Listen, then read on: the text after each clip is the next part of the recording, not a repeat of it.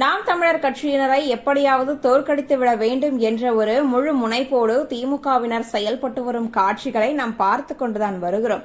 அந்த வகையில் முதலில் காளியம்மாள் வேறு ஒரு கட்சிக்கு போகிறார். அவருக்கும் சீமான் அவர்களுக்கும் பிரச்சனை, நாம் தமிழர் கட்சியில் இனி இருக்க மாட்டார் என்ற ஒரு செய்தி வதந்திகள் பரவி வந்தன.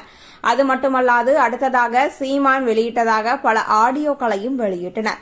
இது முழுக்க முழுக்க பொய் என மக்களுக்கும் தெரிந்திருக்கும்.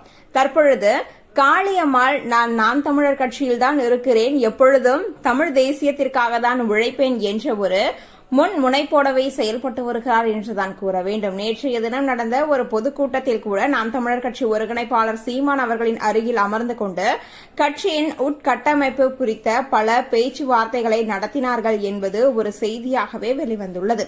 அது மட்டுமல்லாது அவர் மேடையில் பேசிய காணொளிகளும் சமூக வலைதளங்களில் மிக வேகமாக பரவி வருகிறது. இந்த ஒரு கூட்டத்திற்கு பின் காளியம்மாள் எந்த ஒரு கட்சியிலும் போகவில்லை, நாம் தமிழர் கட்சியில்தான் இருக்கிறார் என்பது உண்மையாகவே மாறியிருக்கிறது.